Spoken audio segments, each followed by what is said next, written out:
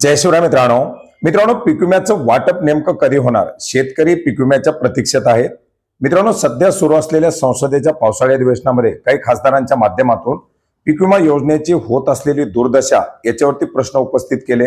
पीक विम्याचे दावे मंजूर न करणं, मंजूर झालेल्या दाव्याच्या रकमेचं वितरण न करणं, अशा प्रकारचे प्रश्न उपस्थित केले आणि या प्रश्नाच्या उत्तरादाखल केंद्रीय कृषी राज्यमंत्र्यांच्या माध्यमातून पीक विमा योजनेची माहिती दिली.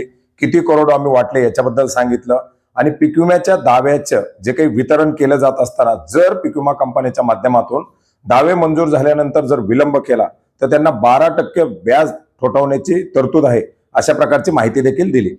मित्रांनो, राज्यामध्ये झालेल्या पावसाळी अधिवेशनामध्ये सुद्धा कृषी मंत्र्यांच्या माध्यमातून पीक विमा योजनाच्या अंतर्गत जे काही शेतकरी पात्र आहेत, जे काही दावे निश्चित करण्यात आलेले आहेत, त्याचं वितरण करण्यासाठी राज्य शासनाच्या हप्त्याची काही रक्कम बाकी ती वितरित केल्यानंतर पीक विमा कंपन्या हप्ते वितरित करतील, हे पीक विमा वाटप करतील, अशी माहिती दिली.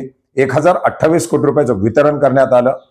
कृषी मंत्र्यांच्या माध्यमातून 8 ते 15 दिवसामध्ये हा पीक विमा वाटप केला जाईल, अशा प्रकारची माहितीही दिली.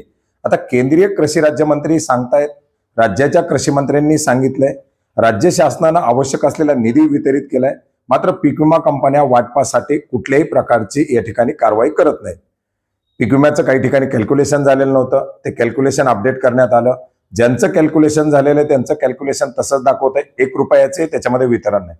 मित्रांनो, या सर्वांमध्ये एकच दिसून येते की पीक विमा कंपन्यांवरती कुणाचाही अंकुश राहिलेला नाही किंवा पीक विमा कंपन्या कुठल्याही कायद्याला, शासनाला जुमानत नाहीत किंवा प्रशासनाच्या माध्यमातून याचा होणारा पाठपुरावा होत नाही. अशा बऱ्याच साऱ्या गोष्टी या ठिकाणी दिसून येत आहेत. मित्रांनो, एकंदरीत आपण जर पाहिलं तर राज्यात सर्वात मोठा जो प्रॉब्लेम आहे तो म्हणजे कप अँड कॅप मॉडेलचा. कारण कप अँड कॅप मॉडेलमध्ये काय की पीक विमा जर कमी वाटप झाला तर 20% पीक विमा कंपन्यांनी ठेवून घ्यायचे, बाकी राज्य शासनाला परत द्यायचे. राज्य शासनाच्या माध्यमातून हजारो कोटी पीक विमा कंपन्यांकडून परत मागितलेले आहेत. आणि जर समजा शेतकऱ्यांचं नुकसान झालं, तर उदाहरणार्थ समजा जे काही पीक विमाच्या प्रतीक्षेत आहेत असे जिल्हे नांदेड, परभणी, जालना, हिंगोली, वाशिम, यवतमाळ, धाराशिव, सोलापूर, कारण या जिल्ह्यामध्ये पीक विम्याचं कॅल्क्युलेशन दाखवण्यात आलंय, बीडचं कॅल्क्युलेशन दाखवण्यात आलंय. आता ज्या जिल्ह्यामध्ये पीक विम्याचं इल्ड बेसचं कॅल्क्युलेशन दाखवलं जातंय त्या जिल्ह्यामध्ये पीक विमा कंपनी म्हणणार की 110% पेक्षा जास्त नुकसान झालंय, परत राज्य सरकारनं पैसे द्यावे.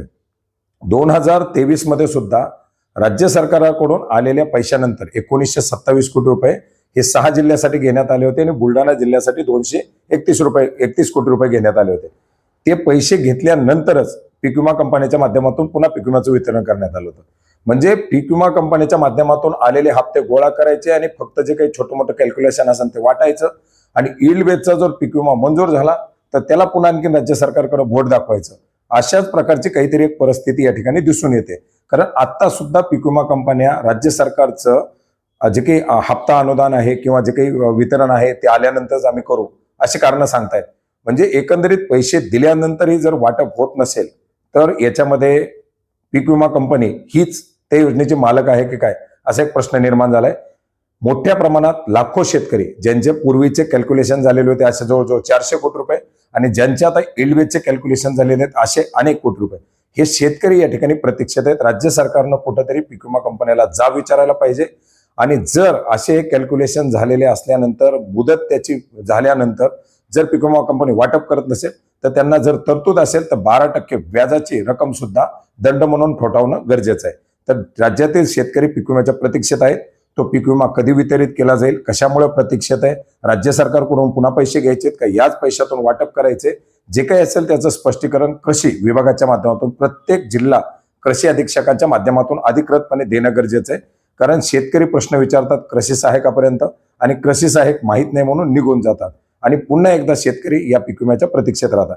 कुठल्याही पीक विमा कंपनीचे प्रतिनिधी सुद्धा शेतकऱ्यांना योग्य ती उत्तरं देत नाहीत. मग याच्यासाठी प्रत्येक वेळेस आंदोलनं करायची का, हेच एक प्रश्न आता शेतकऱ्यांसमोर निर्माण झालेले आहेत. धन्यवाद.